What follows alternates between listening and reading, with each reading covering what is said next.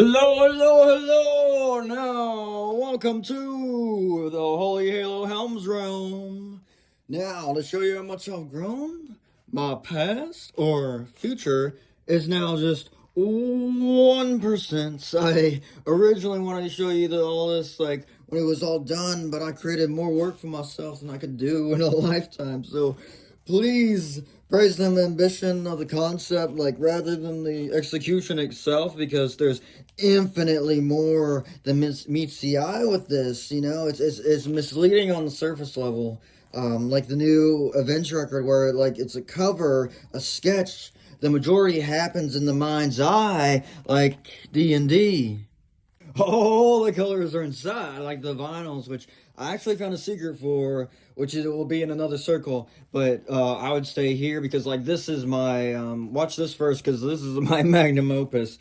So, like, I'll be the music to help visualize this, like, fun psychological spiritual journey. Like, take a trip with me. Like I'll be like your DM, immersing you into like this D&D like experience with custom character creation, dynamic relationships, artifacts on this giant DM screen. It goes left, right, up and down, 4D, everything up and out, inside, upside down. Like, every individual piece has deeper spiritual meanings and Easter eggs. Like, a lot of the shoes have the hamster healing hands. He's all about healing the world and healing the universe. And so there's just a healer's hand. The symbols hold power. And when you understand that power is on the inside, a lot of the symbols, a lot of the names on it, the connections to different cities, it just all started to make sense. And Triforces and like spiritual symbols and all that, like, they're not they're not hype issues. They're not hype issues. I'll make fun of that later on in the story, because this whole thing is just a new kind of healing that I created, like, never been done before. Like a spiritual journey, like M Shadow's spiritual journey with DMT, like an article I read. Like, what I'm going to show you is like DMT entities, but I've never ever done any psychedelics or hard drugs in my life, Nothing against psychedelics, I just never have personally. Like, I've always just faced everything head on, and I hope you're proud of me for that, because I basically created psychedelic healing without the psychedelics.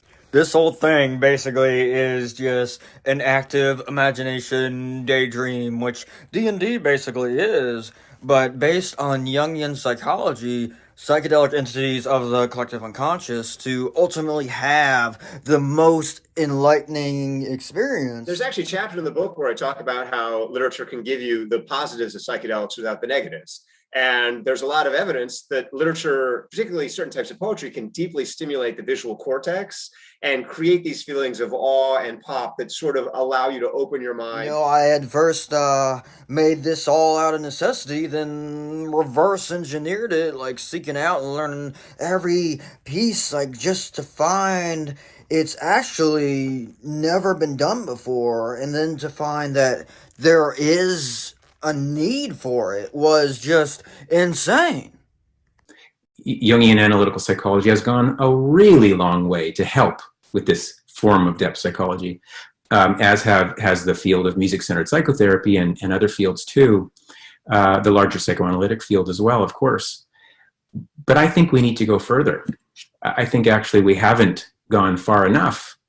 Because there's a huge hole in psychology where music should be, like, no visual support or incorporation of one's interests or passions, Like, and without that, you won't be able to dive deep enough, like a diver, deep enough to heal. Now, I'm working with my friend who's a neuroscientist, to depersonalize this down, to generalize this kind of for the public, to make like a universal step program while maintaining its framework, because its foundation is the basis of Jungian psychology, which you see especially in metalcore and progressive music with all the different voices. It's very archetypal, which is the very same nature of what happens in our collective unconscious. You know, archetypes have always had this spiritual lessons that is expressed through emotion, and that if you apply Jungian psychology, refining music into its basic archetypal elements, you know, you'll rediscover your own psyche with an innovative and multifaceted model of your own creation working for you analytically with music like a dance, which enables people to harness like their own personal emotional connection with their own music, allowing them to view experiences through a lens of depth psychology and wider contemporary psychoanalytic theory, basically giving people the universal tools for their set music tool to open up their own personal subconscious to create and curate the aesthetic representation of their own psyche. You know, you let the dreamer interpret their own dream. It's what I call halo.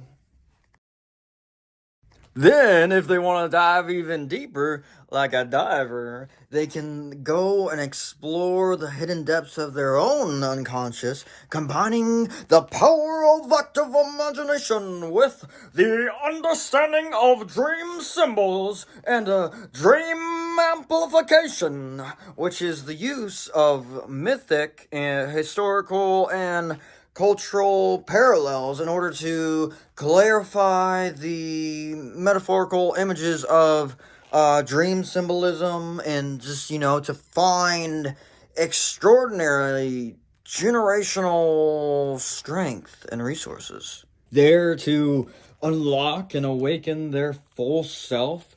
So, like, in short, activating the archetypes of the collective unconscious is just it's a process of individualization, a union of opposition, creating a kaleidoscope of timeless culture where one is free to play and explore this like psychological open world, like evolution, where there is no intended or preconceived way, like in Tears of the Kingdom, where Zelda has evolved so much so that there is no tried and true way anymore to problem solve a puzzle. We're the most intricate beings, so much so that I can't show you every way, but I can show you mine. So let me introduce you to Astro, Sun, Bee, Diver, Totem, Baby, Elephant, Smiley, Pothead, Clown, Scorpio, Indian, Owl, Pharaoh, Enlightenment. Then this part here I take off and put together because they each come with their own heart, healing the holistic heart. It's Jungian psychology of breaking yourself down into personalities and how they would interact. Eternal archetypal astronauts or taronauts, lots of knots. Each one is interactive to the whole, character developing every one of your archetypes to heal every part of me, healing the holistic heart, the heart-mind connection. They each represent an archetypal spiritual deity or symbolize celestial bodies to further connect into the grand philosophical topics of numerology, mythology that metal and music often speak of, like the sun and the moon, the wise owl, the pharaoh, the elements, emotions, each the steps of grief interacting with each other. Denial, anger, bargaining, depression, acceptance. Denial, anger, bargaining, depression, acceptance. Denial, anger, bargaining, depression, acceptance.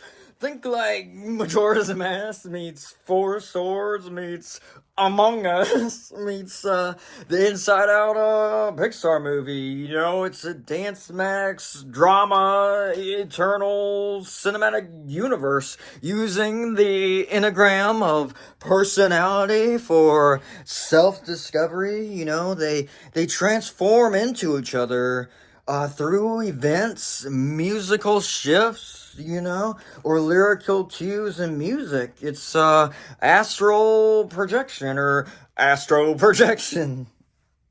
And that would be visualized like as a data mosh style glitch effect, which is like multiple things. It's hints at the villain, and then it symbolizes like the multimedia collage of everything, like glitching of the setting being everywhere all at once, as it is, astral projection, and a visual cue for when the story switches like back and forth, like based on real life to more sci-fi metaphors, because no one has powers. It's all me embracing my humanity. An embodied exaggeration of the human condition, allegory for all, forging into the unknown to become the visualization of the human condition, the hero's journey into mythology, existentialism, mysticism, paganism, to fight with the shadow, to die and be reborn, die and be reborn. It's like the Bible graph that circles, but I'm not Christian. I'm spiritual. It's like the movie Everything Everywhere All at Once, which was the most awarded film of all time. So that's pretty cool. Where I'm both the DM and the players creating a reality while living it. Creation and creator, I got a plan, contribution, responsibility, critical thinking to present a presentation, articulate the abstract, giving the utmost meaning to just paper on the wall. I mean, half of it's just tape, paint, and cardboard. like as DIY as this is, it's truly motivating, because if I can do this after everything, then I can do anything.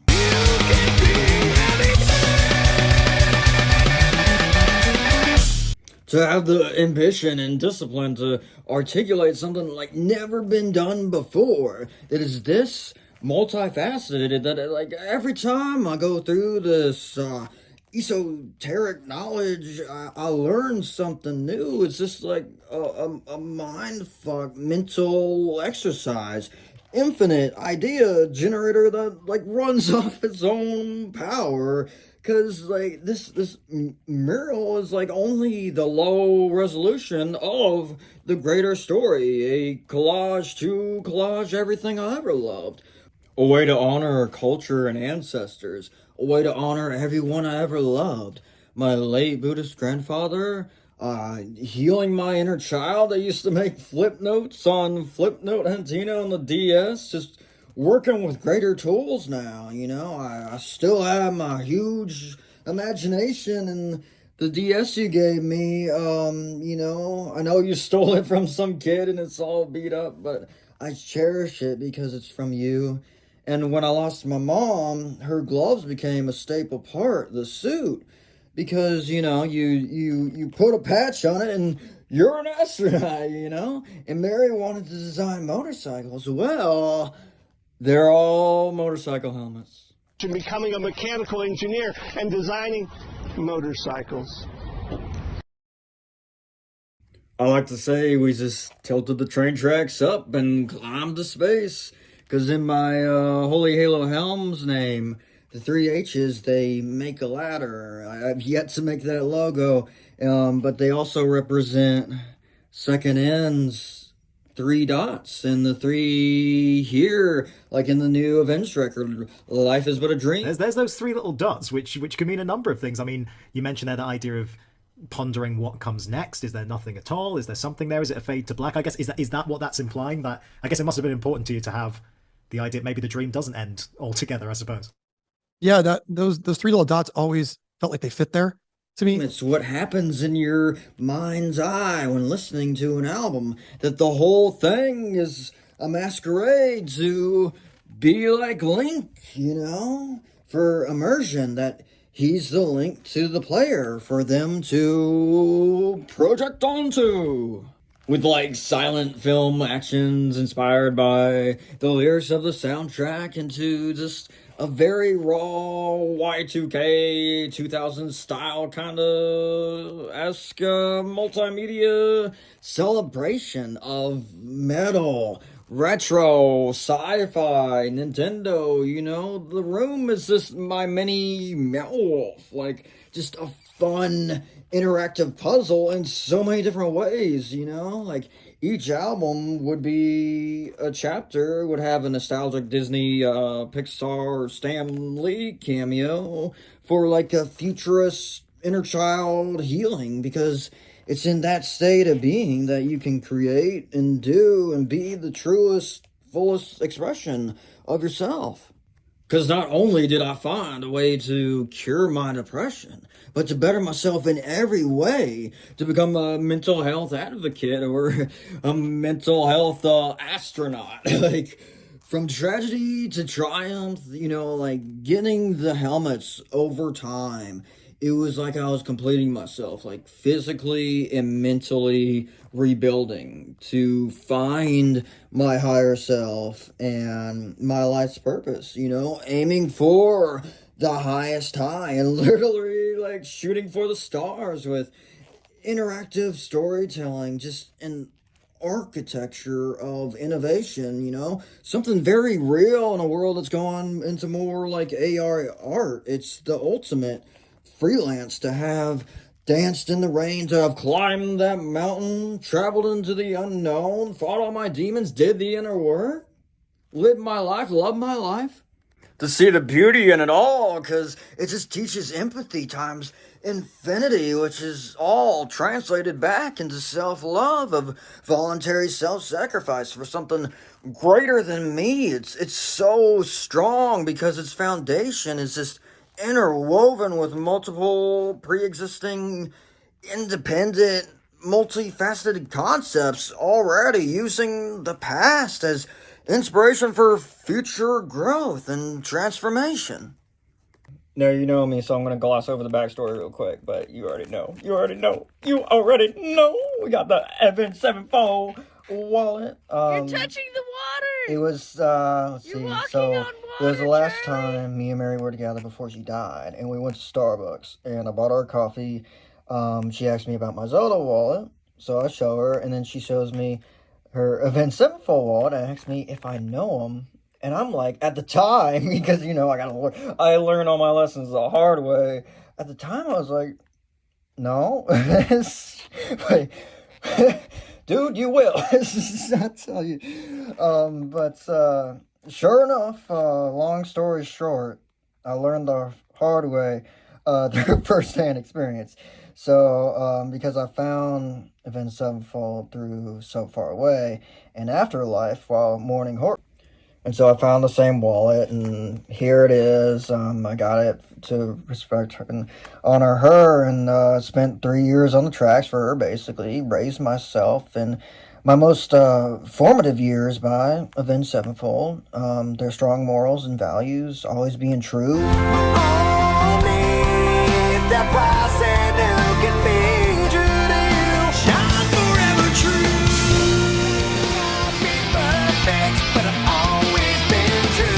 They really imprinted on me. Music plays a very central role in identity formation. Being bold about it, the number one thing that has always been there for me is music. It truly is. I don't recall a time in my life where music wasn't a part of my everyday life. And a good friend of mine once told me that you don't pick the music picks you. So there's a responsibility inside of that. And I think that's why, like, I'm so dedicated. Like, Second End was born out of the Trench Rut Chronicles, and I always had like these two kinds of separate lyric categories, like the spacey astrology philosophy, and then more of a medieval style chivalry, which I made Lockstep Lead for, to hold all those lyrics. The higher self being a Lockstep Lead. He's kind of like a double inception of Nietzsche's Overman philosophy, how the true self is always looking up to the higher self, how I'm kind of down here looking up at all this, striving to be my highest self, be the best that I can be in my little cathedral here. Then Mirror the Abstract came later, And those were my 3 pen names, my 3 bands to write under, as you know. They are one entity, but they are also 3. Same thing applies with Pythagoras. The idea of unity, of one, is explained by 3. A unity can only be one if there are 2 things being united by a third force. The same mathematical idea can be applied in other religions. Take the Tao of yin-yang. Yin and yang unfold from the Tao as chaos and order. Now returning to Jung and Edinger. To them, sometimes a trinity will exclude a 4th element because it is incompatible with their state of perfection, even though doing so forbids them of wholeness. And then the 4th being what eventually became, you know, and something that I always wanted was a band name to be like an adjective or adverb for like every song you would write for it. So like that's what astronaut became.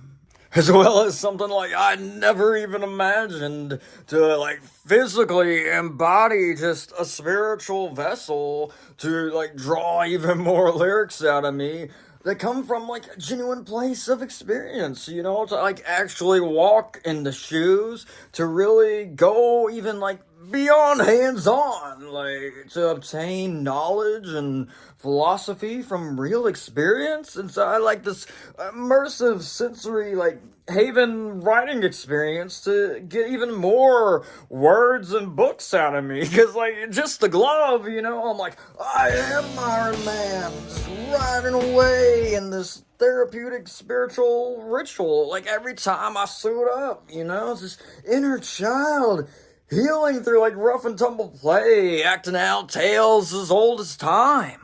Legends to honor the Legend of Zelda, Skyrim, and then the Big 4, like the metal Big 4. You know, I wrote 25 albums on just this astronaut, 25 each, you know, that's 100 albums, and between the 4 pen names, and I personified them all, because I realized, you know, the world doesn't need any more metal bands, you know, like it needs a retro futurist healing, you know.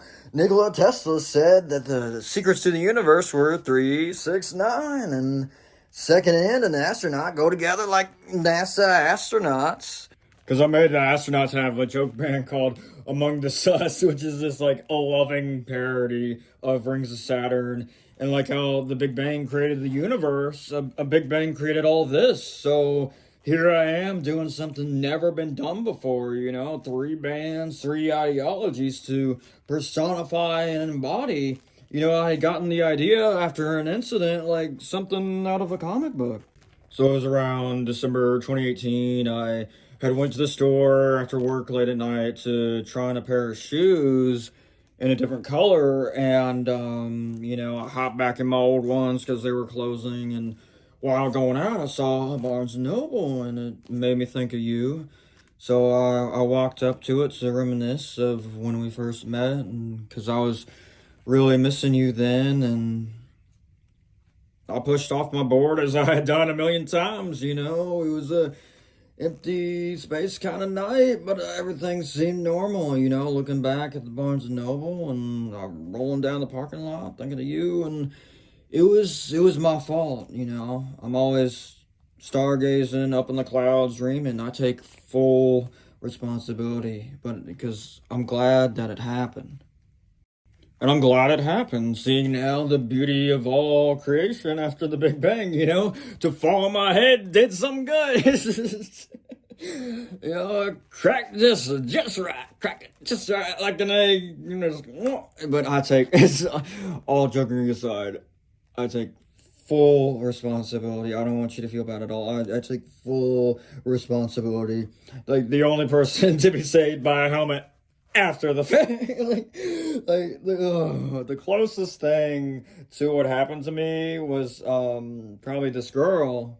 She had like a incurable intestinal disorder, and she survived like a 30-foot headlong like tumble down a hollow tree. Like she was raised Christian, said Jesus saved her and all that, but I think all that was from her upbringing. You know, like you could say it's all Christian propaganda, but you can't argue that with her stomach going back to normal, you know, not being bloated anymore, and eating whatever she wants after the incident, you know, like And I'm not Christian. They can believe whatever they want to believe, but like I do know, we know very, very little of the brain and consciousness. That I think if you hit just right, like because the brain is so heavily interconnected with the body that we're essentially walking brains like in a nervous system. That if you hit the right spot, it could possibly cure any disorder. It's probably out of eyes. She probably had a higher probability of hitting that, like hitting falling down the tree.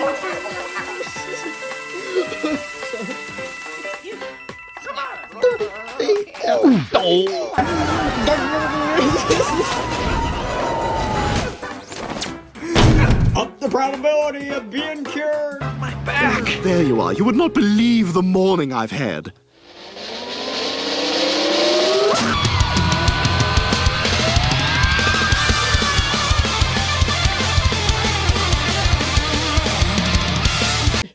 It's like psychedelic assisted therapy because it shakes up, shakes it up. It like shakes up those old, worn, hard-wired neural pathways in the brain, like on purpose. That's what it does on purpose. This was just by accident, like ding, ding, ding, ding.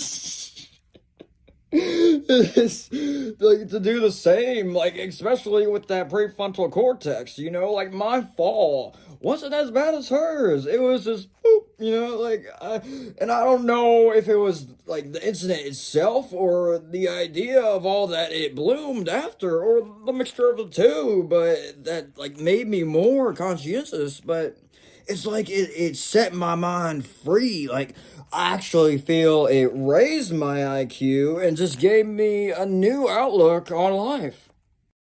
Which ultimately not only saved my life, but made it just infinitely better. Like living like a badass Buddhist Sisyphus, like proud of all the weight and suffering to bear, that I created more work for myself than I could do in a lifetime to happily take on, living multiple lives through one with Jungian Psychology of the Archetypes. Like, I found a way of life that's just like so full of meaning that it's like, oh, I forgot life is suffering. Whoops, I was too busy acting it out, therefore in full understanding to be fully outside of it.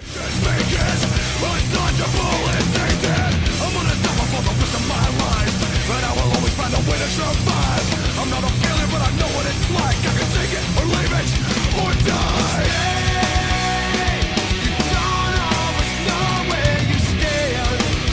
And it's like, well, why can't you just go to the gym like a normal person? Like, well, I mean, I needed more. It just wasn't really mentally stimulating. And I remember you saying that, like, the smarter you are, the more fun you could have. Because when you're having fun with yourself or people who understand you on a psychological level, that there are never any sad times. You enjoy yourself to the full extent of yourself. No higher power can take that from you because that is how far along you mentally are. And if you aren't happy, then you simply aren't trying hard enough for your specific mindset. And this is the epitome of that, the epitome of what you said. Just having fun, pushing myself to grow and create something so grand and complex that I don't even fully understand it yet. So, like, why not try to heal us and share this joy with you, especially with everything we have in common?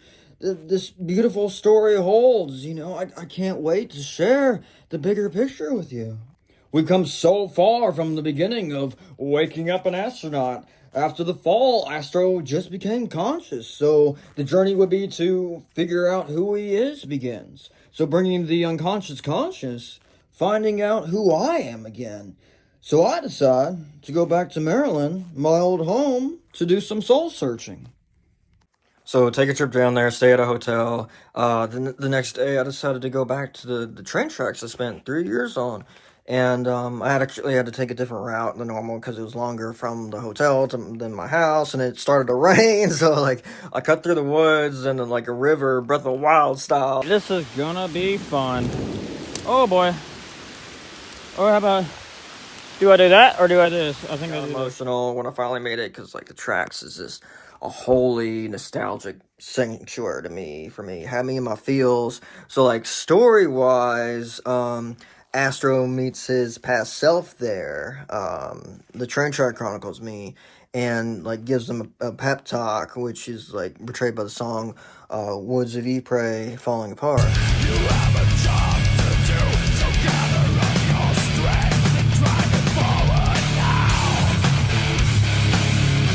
Which could be applied to both past and present selves. Like, during all this, like, I had this moment of, like, does art imitate life? Or does life imitate art? Kind of moment. And, like, you know, because what was about to happen would just change my life, therefore changing the story. So, like, I traveled on until I found, like, my old holy sacred site where I spray painted Rest in Peace Mary on the tracks.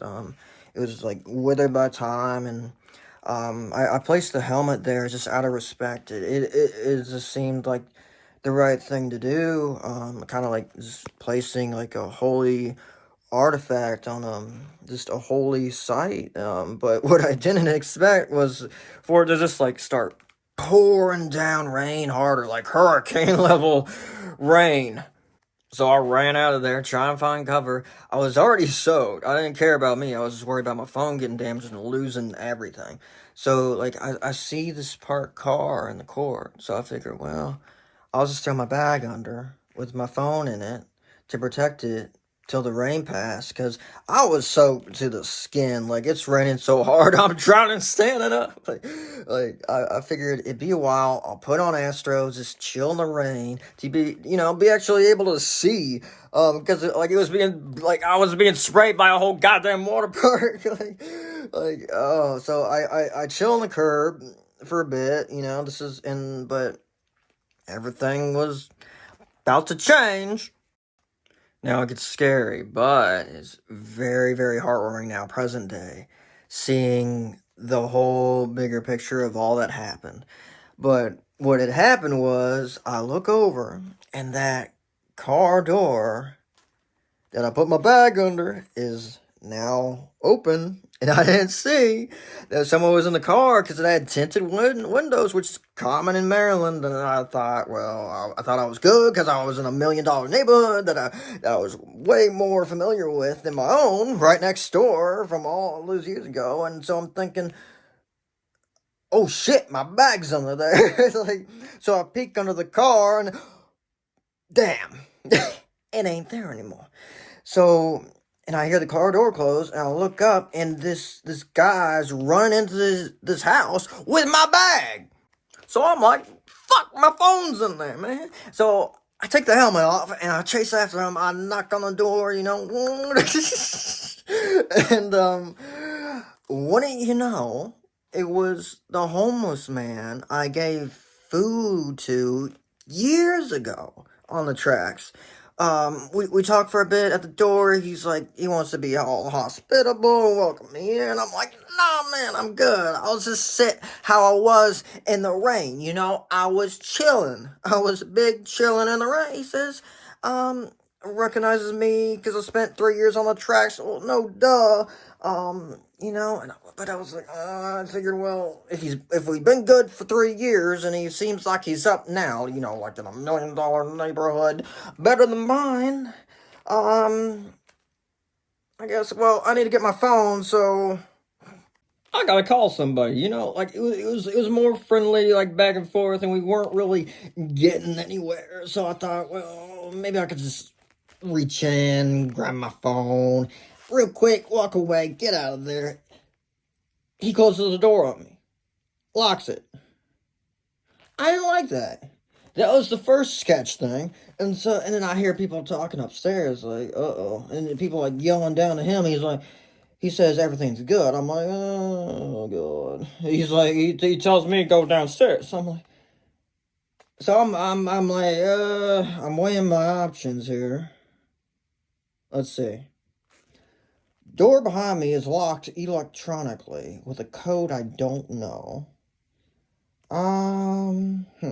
People upstairs, multiple people upstairs. So higher probability nobody downstairs, just him if it came to it. I could take him with my boxing and martial arts background. Like, that's all me and my friends did growing up. Like, plus I knew the layout of the house somewhat because I had passed by it millions of times using it like as a cut through the tracks. So I knew it had a walkout basement. So that was my exit plan. That way no one gets hurt, no problems. So, like, he's in front of me walking down the stairs. And all I see is real stone wall hallway. So I'm thinking, dungeon, right? We get to the bottom and he opens another door. And that all I see is like this cardboard mat floor poking out, looking like it was being lived in. And so I'm like, oh, hell no. I gotta get the fuck out of here. And that's when I switched to, alright, I'm gonna have to fight my way out of this. So I put Astro on. And then we go back to the story, right? Into the story. I'm pissed off, ready to fight. So Astro glitches his son. And that's how you get Sun's origin. And all this would be synced to the Red Angel Maker album. So back to real life. I walk back to charge past him to the exit. And I almost trip over a litter of kittens that run out. Of what I now see is the laundry room. And he asks me to dry my white clothes. And I'm like, oh. So I take Astro off. And then therefore, story-wise, Sun would flash for like a split second, then back to Astro. As for like the dude who took me in, he said his name was Seven.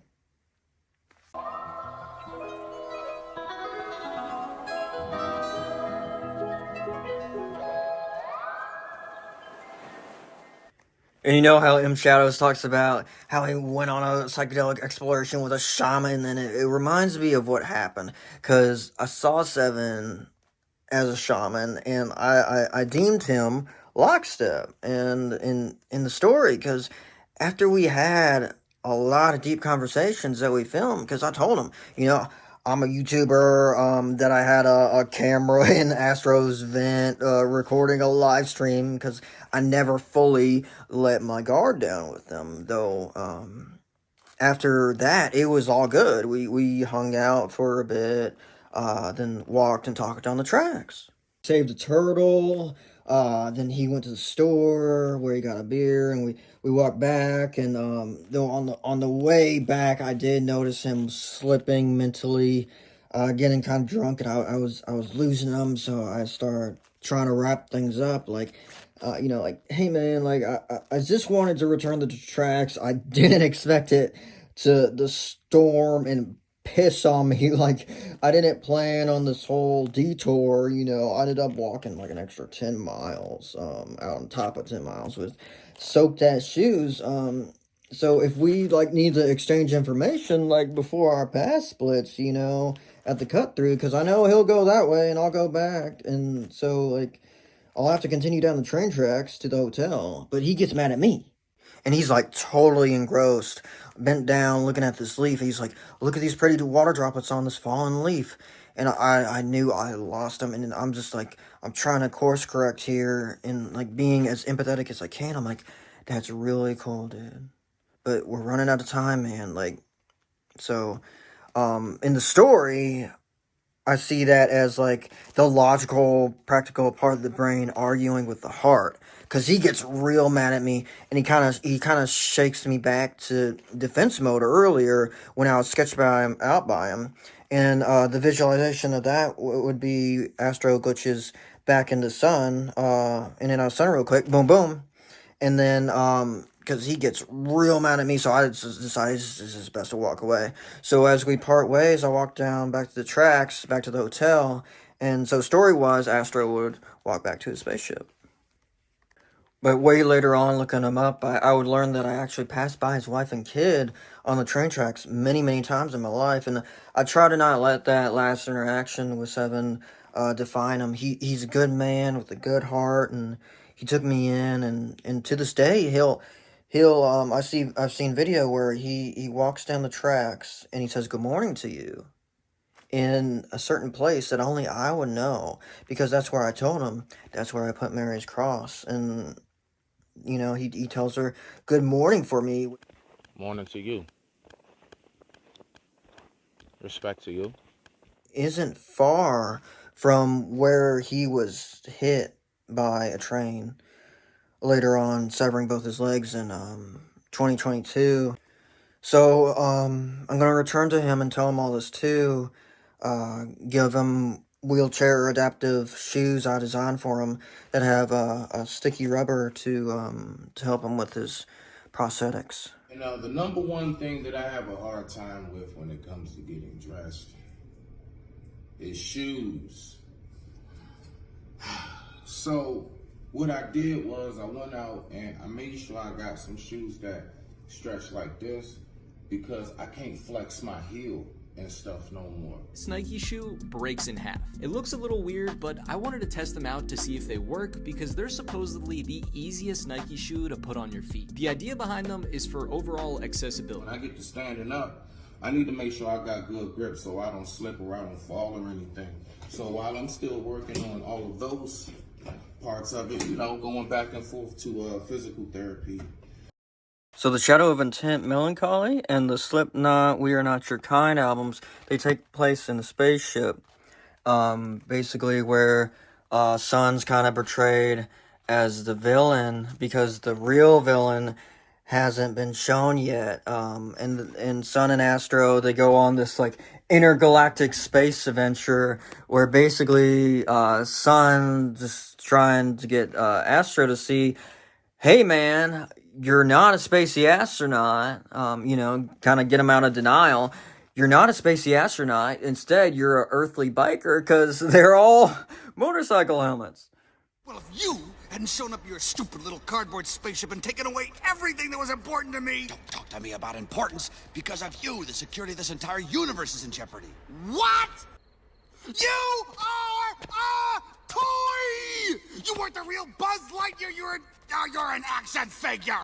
And this is just to symbolize, like, people trying to put you in a box to understand you, and like, telling you what you are.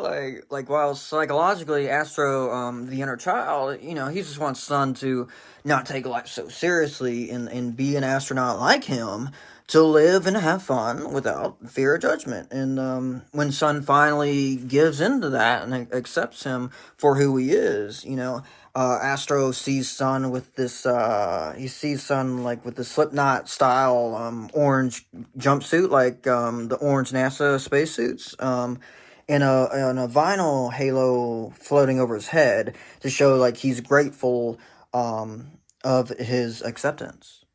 Because the knots really exhibit, like, the energy of Slipknot, like, tons and tons of parallels, like, cartoon-like, just chaotic, fun, rock and roll, you know, just, like, this fast-paced, silly, funny editing, just boom, boom, boom, you know, like, the music would be them conversing and fighting over their existential and philosophical questions. Like, they're a mix of Saturn's and Slipknot. I would love to see all this like as a band, which I jokingly made Among the Sus for fun, because like Slipknot and pretty much any band, you can see both that silliness and seriousness. Basically just a bunch of silly dudes like creating a larger than life serious concept. Then like I go and personify my bands into this, cause Astro knew all along he wasn't an astronaut. He just wanted to go on the journey for the joy of it, you know, because the most enlightened have that discipline and dedication necessary to do the hard work for the sake of loyalty to their craft, coming full circle back to the tracks. You know, I've always been an explorer, even before I was an astronaut. And yeah, it's like, yeah, I know I'm not an astronaut. That's what the whole story's about. It's in the name. It's like, but I'm not trying to be something I'm not. I'm something greater, more than just an astronaut. Because an identity that's not rooted in archetypes will leave anyone incomplete. It's how you grapple with the existential problems of life and care for what really matters.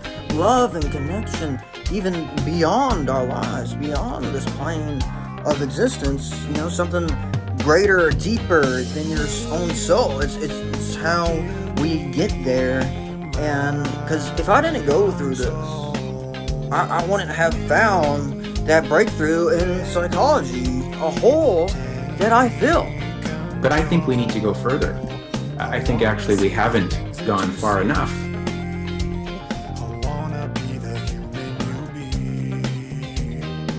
To have these projects save me before, then for them to expand even greater, which I could never even imagine that going this huge. Just for them to save me again, it's like to build upon that dream for years and years, upon the original dream, to see it all come into fruition, flow and evolve into this, and then discover that there's a need for it years later. Oh my God, like that's why it's just so influential and meaningful to dream big.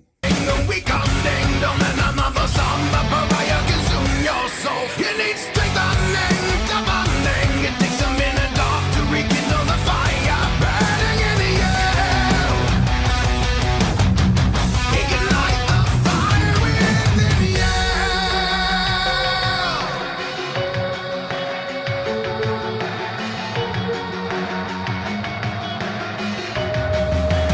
When you think of this Passaic bound together in tribulation. I'm not ahead of my time. I just threw the first breath. If I'm alive tomorrow, I will alleviate the pressure. I'm guiding you out of me. I found my bottom line, dead on the front lines. I know I'll never go home. So set fire to your ships and mass regrets and pay. So Sun speaks his pain and PTSD of failed dreams, like most of the album kind of telling Astro, the inner child, to like, you know, play it safe, out of protection and tough love, like in this kind of dynamic of surrealism versus realism and spirituality versus skepticism, nihilism, kind of like a safety blanket, kind of guarded response to protect them against like future possible pain, like a preemptive strategy against like this perceived notion that the bigger the dream, the harder they fall, like that upside of like never trying is never having to feel the pain of failure. Somebody else was me. You was the real smile.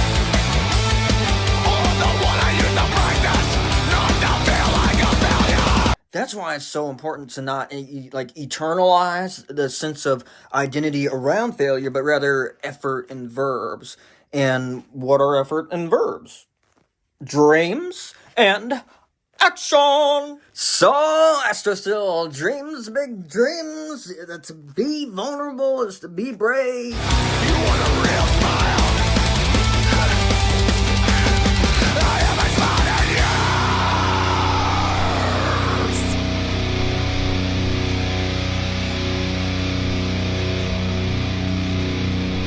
It's only a beautiful thing. This is all the unexpressed love, right? The grief that will remain with us, you know, until we pass, because we never get enough time with each other, right?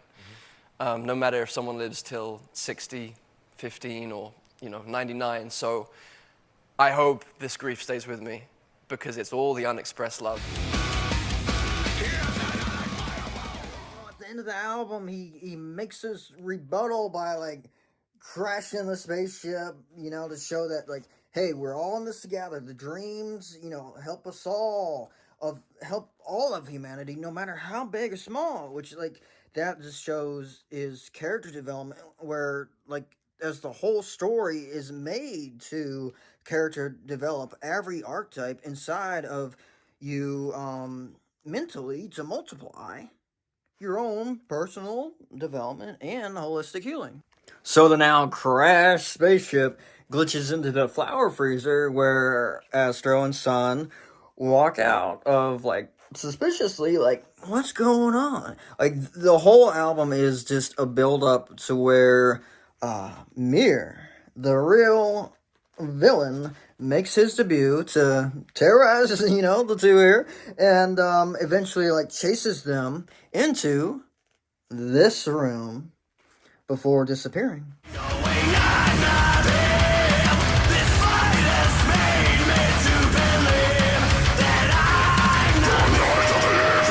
So the main idea of this album and, like, moral of the story would be, like, instead of Astro and Sun fighting, they need to work together, which is true, but kind of like an incomplete theorem, like, as we haven't reached the climax yet, where integration of the shadow takes place.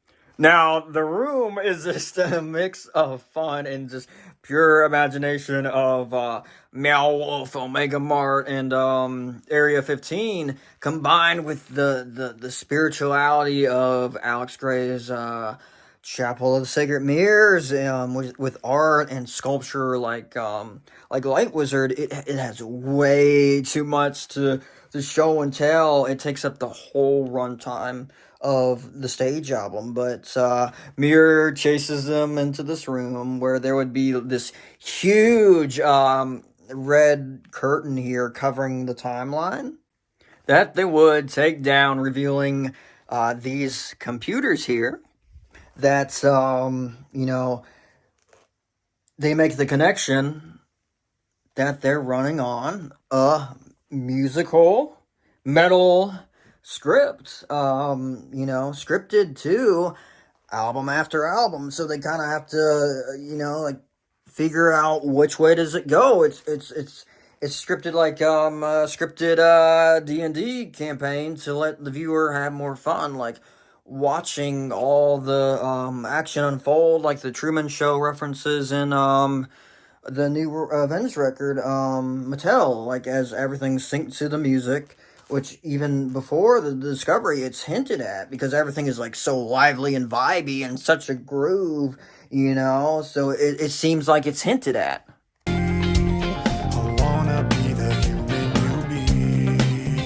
To reflect that, they have to, you know, think outside the box to solve 4 puzzles in this room, and each time they do, like, a light shines, like, here, like, the intro to Metroid Prime, hinting at, like, an opening to a doorway, which Lockstep left hints to help them do so. Like, the posters arranged in, like, the shape of a Triforce. It shows, like, the combination to unlock the Triforce lock on a chest, which gives them the SpongeBob reference Wumbo Demon Hunter book, which helps for them to flip the closet upside down and climb the 5 literal steps of grief ladder from the past to the future. And that hints at the 3rd and 4th knots, which the 3rd, bargaining B, you know, call him B because he's got, you know, this yellow visor and a black stinger on the back, like the most caring and understanding, but can still sting you. So, and, you know, like, he wears a bee suit, like, as an astronaut suit, because, like, the whole story is finding out that they're not an astronaut, and, you know, the true meaning of astronaut, which leads them down philosophical and existential questions of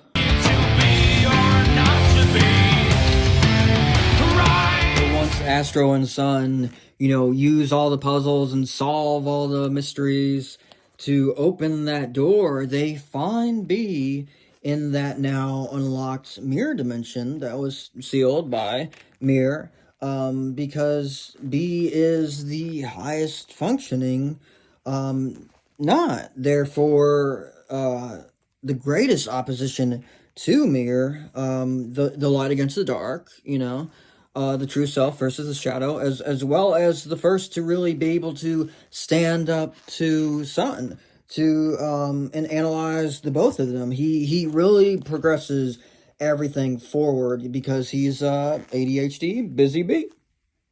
Though B realizes, you know, as good and as high functioning as he is, you know, he can't complete the cycle himself.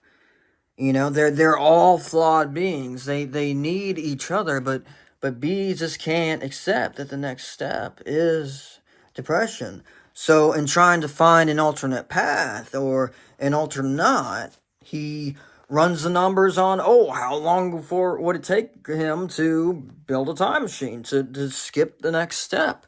So he runs the numbers on how long it would take for him to build a time machine to skip that next step, you know, and he finds out, like, it would take him his entire lifetime to build one if he basically doesn't rest. Which I just wrote in just to add more fun to, like, an already sci-fi philosophical question of, like, if you knew you could build a time machine, but it took your entire lifetime to do so, would you take that risk of it all, like, being worth it in the end if it came down to, like, the last seconds on the clock? Like, you could be falling over dead, like, from old age and exhaustion, but as long as you fall and hit that start button, you know, it would be all worth it in the end, you know? So there's energy drink cans and coffee strewn all over.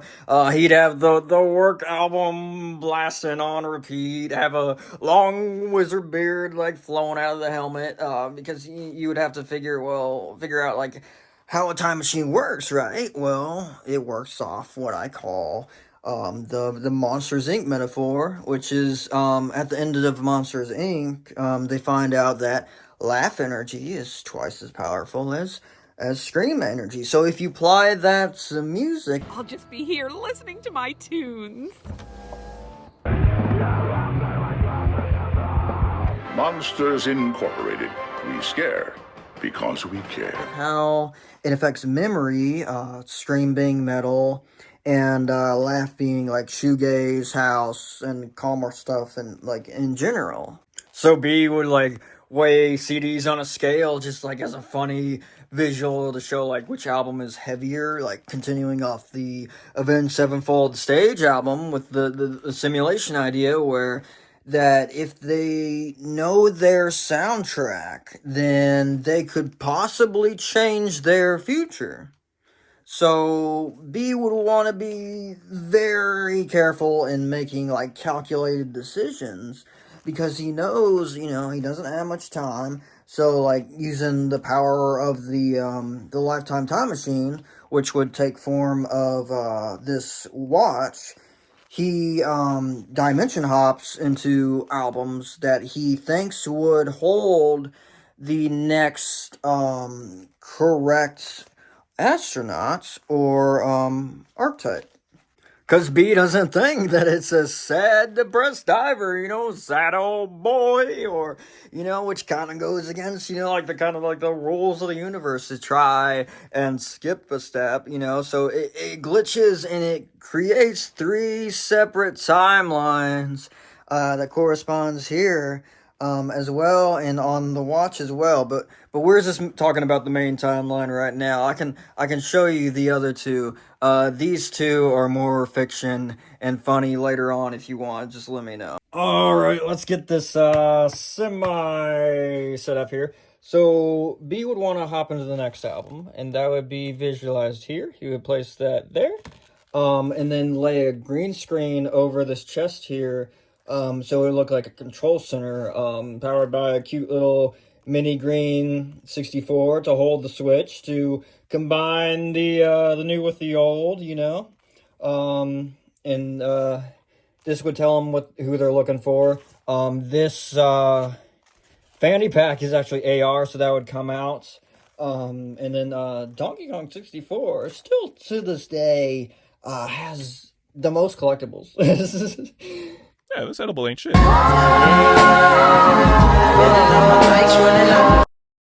So this AR fanny pack sounds so stupid. It's sound waves, right? Going back to the musical CD, and then the switch would be a monitor for Astro and Sun to kind of tell B where to go to find that next archetype, to find that next astronaut that he's looking for. So, you know, Astro and Sun are kind of playing this like giant dual screen DS game, you know, when B gets like sucked into the album like Zathura or something. I can't, Zathura? Like Jumanji, you know, Zathura? Is that how you say it? Zathura. Zathura.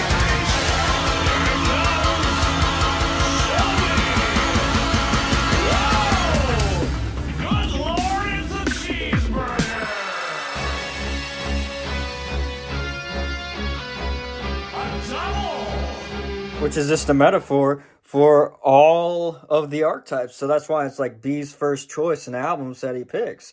Like, this is where the adventure like really opens up to where you could choose if you like a longer campaign, almost like as infinite as like No Man's Sky. Like, it just depends. You know, you could go on an infinite amount of like optional side quests if you wanted to, related to like how many new characters, helms, archetypes that you want to make and introduce. Like, say if there was like an album that I wanted to do for fun, basically just like create a helmet based on that album for that archetype to react to. Like, for example, like if I wanted to make fun of myself for all the shoes, you know, because the whole thing is just like me picking myself apart, analyzing and rebuilding anyway. Like, I could do this Grim Salvo album and use this part. Devoured by the hype beast, ripped to shreds by the gnashing insecure pearly white teeth. Call this fit held back because this fit's stupid, like dumb. I got a steal for 600. Stupid, like dumb. Where do we make like a alternate dimension, alternate hype beast, astronaut, like paint a helmet all red and tape like a stupid Supreme logo on an old shirt for B to disapprove of, you know? Just be like, oh god, because like, since he's going out of his way, off his true path anyway, like, all he's gonna find are these just incomplete, like, dimensional beings of the collective unconscious that are all kind of just mismatched, like the island of abandoned toys, NPC-like characters, because they're not meant to be part of the main story here. All the unintegrated archetypes that weren't chosen. But yet B still carries around this band merch shirt to hold up like a silent film to ask him, you know, the archetype, hey, are you one with the 4? Meaning, are you the next step that I'm looking for?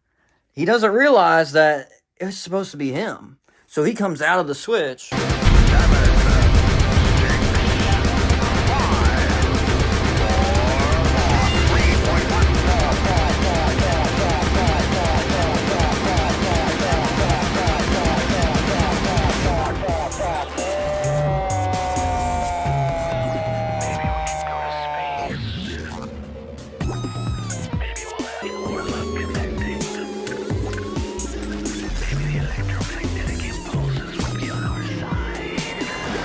So after all the relative number of failed attempts, dimension hopping into albums, he realizes that he was always supposed to be the one to be the next step, that it was in him all along, and he accepts that he has to dive into depression to progress and become Diver.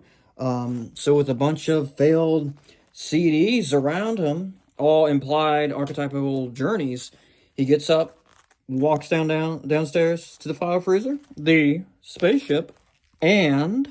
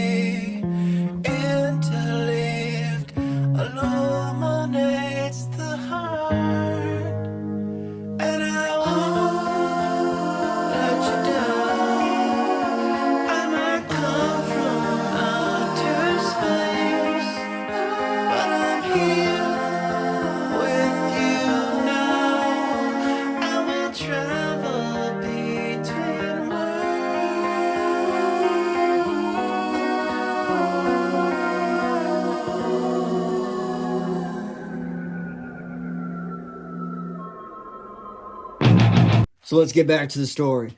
So Diver and Bubblegum are both fighting over this treasure chest without even knowing what it holds, like some mysterious abstract goal, like enlightenment, right? You know, fighting to obtain without a real cause of why. And since the beginning, you know, of the story, that they never purposely try to seriously harm one another, because unconsciously they know, and it's all veiled as a push in the right direction, you know. So to get the upper hand on Diver in hopes to get the treasure chest first, Bubblegum takes his shoe and scratches this holographic lenticular layer. I'm not gonna do it because I don't like it, but it's like these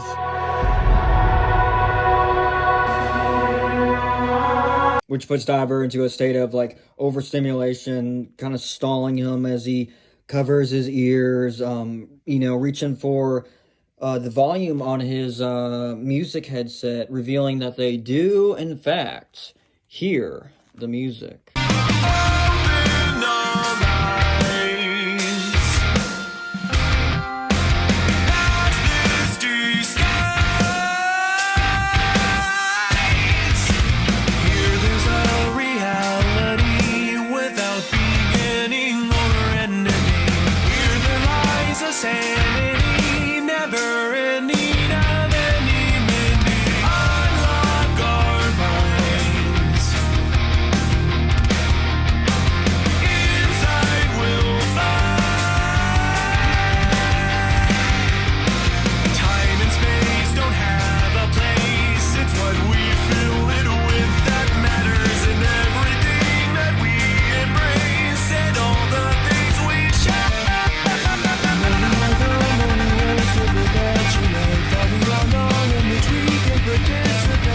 And since it's a custom for the knots to take the shoes of their corresponding mirror, and you know we're at the end of the story now that they've done this so many times, they don't really, think much of it. But to investigate further, Diver does the same out of respect for tradition. But when taking the other shoe off, you notice this. Well, wait a minute. Why does Bubblegum, a mirror, have the name of the one I fell for way back at the beginning of the story that created all of this? So Diver has an epiphany that they're all the same being, the being that upholds all the archetypes, that there's nothing to be afraid of anymore. Because it'd be surreal to see sentient helmed beings, to see helms just as they are. They are holy to me. They represent the divinity in me, the divinity in all of us, and especially to see, like if yours is one archetype, to see one being hold all the archetypes, all the helms, which that's just true for us. Literally, it's just beyond our sight to behold the expression of all. It just takes time to explore as we have done today. So instead of reaching in Bubblegum's broken dome to pull out all the archetypes, he alternatively puts a quarter in his heart slot out of respect. And this is just to symbolize that they are two faces of the same coin. And this grants Diver Bubblegum's spirit as well as his own, along with the rest of the archetypes. And then he carries them all and puts them all in the once empty treasure chest, because gold isn't where you thought to seek, because there is no destination, only the journey. It's not in a treasure chest, but within one's own shadow, accepting everyone as he fills the chest, truly accepting all parts of the self, breathing light into the shadow that everything was in you all along to heal, that you make your own meaning because you are the real treasure. I give myself purpose. Find my meaning in true. I am concerned about the true nature of this reality. There's no evidence. Or science far away. Surely we won't be living lives based on believing. How could you not want something more than what they're telling to you? Why have faith if you can go through all that life experience is for?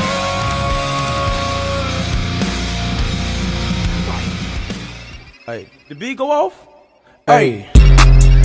Hey, I up it, then my heat go off? Bang!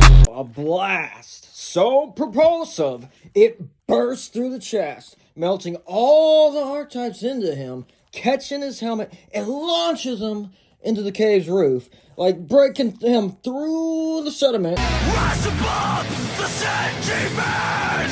From, like, we're talking from the lower mantle all the way to the uppermost continental crust, breaking free into the open air, like where the force is no longer hindered by earthly matter. It erupts him out like lava from a volcano, like melting holes into the helm, breaking the mask, literally and metaphorically, as he's shot up through the atmosphere.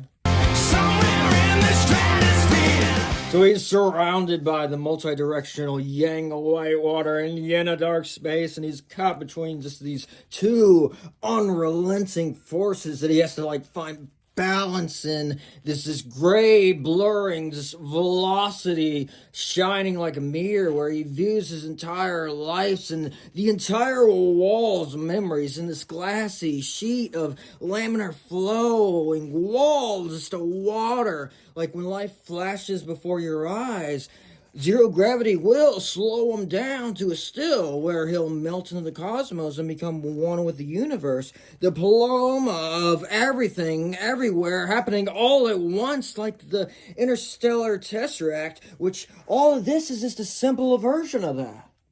That journeying through active imagination is like psychedelic-assisted therapy without the psychedelics, because you are committed to learning new ways of thinking, traveling the infinite expanse of imagination to the highest highs is only possible because of the opposite.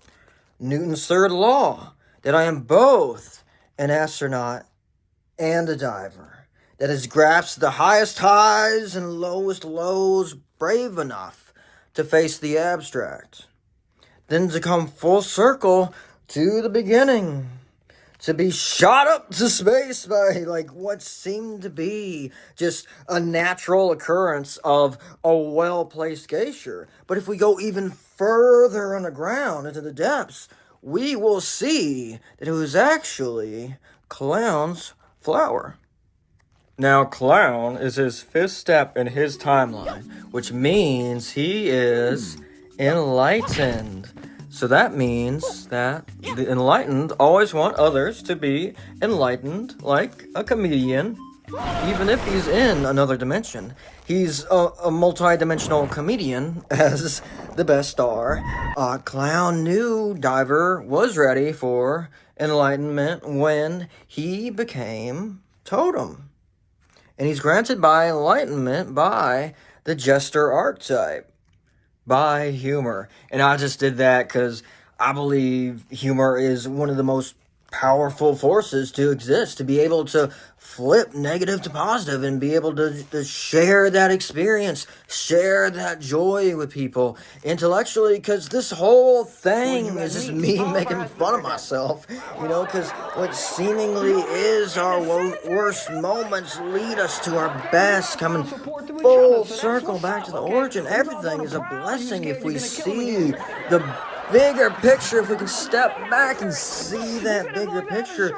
Metaphorically, as the glacier water unites the already obtained highest high and lowest low together on this bracelet to symbolize a blessing in disguise. When you stare into the infinite abyss of your own soul, the shadow will propel you to enlightenment. We think the greater our minds help us to be who we want to be. We've crossed the brink of making this evolution more than reality. So if we think this can't just be handed to you,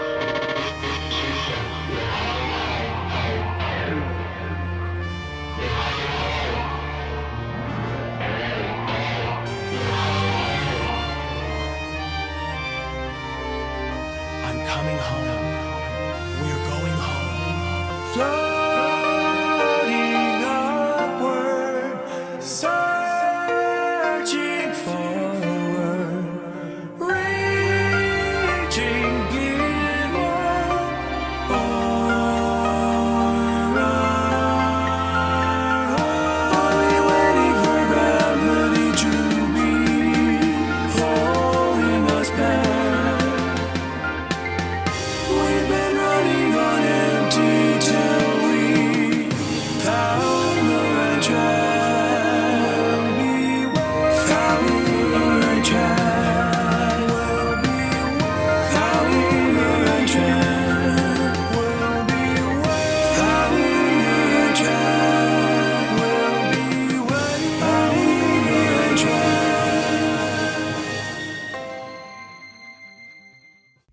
His broken mask symbolizes a butterfly breaking free from its cocoon, because that's all the helms were. Astro knew all along that he wasn't an astronaut. He just wanted to have the fun of the whole adventure, to heal and become something even greater, something completely new entirely.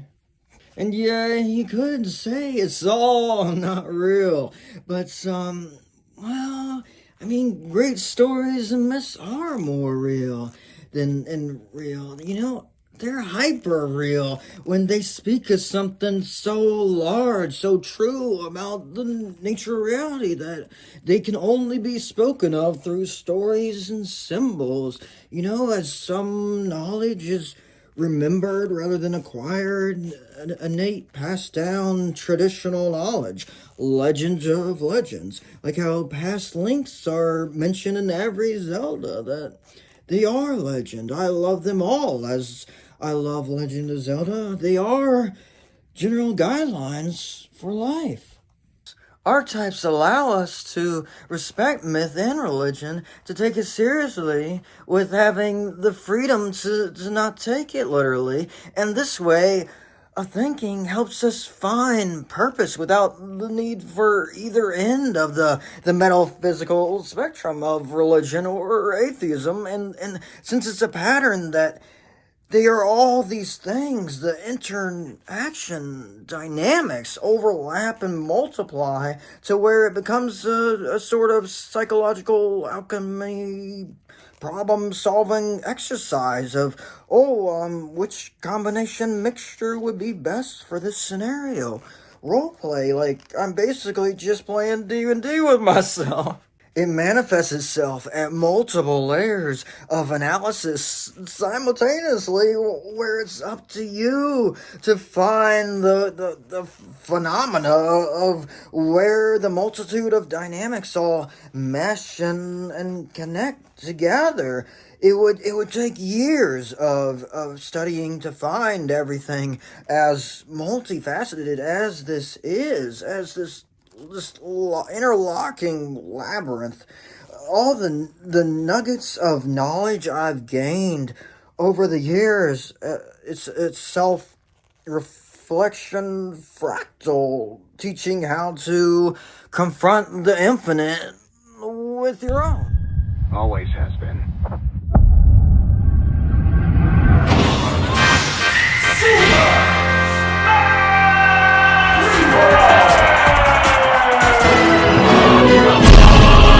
So this was all shortened way down to the main idea. I skipped a ton because, you know, it's all synced to albums and albums and albums. There would be no possible way to mention everything. But if you want to know more, I'd be more than happy to share with you. You know, it was an honor to show and tell you my healing process. And I hope it heals you as it's healed me. And it works because it involves all your interests and passions, you know, the mindfulness from thoughts and present awareness to observe and acknowledge a feeling rather than feeling the feeling, and ruminating, you know, it's acknowledging and understanding, because that's all the shadow wants is integration, you know, to be spread even through your personality like peanut butter jelly. I'm him! I'm peanut butter and jelly man! Oh yeah, all the knots have mirror visors, or they have to progress to obtain mirror visors to even compete, to even be of competence. They have to have a piece of mirror, a piece of the shadow, to have peace with the shadow, which is the reverse engineering projection, both in the individual and the collective. Everyone's soundtrack would be different in the world of shadow integration instead of shadow projection, acceptance versus blame. I mean, the collective shadow would lift and raise the collective consciousness, which that would be the ultimate goal, to change the world. But to truly know oneself is the greatest thing of all. To be truly authentic and genuine will bring even more abundance. And all of this is how I got it here.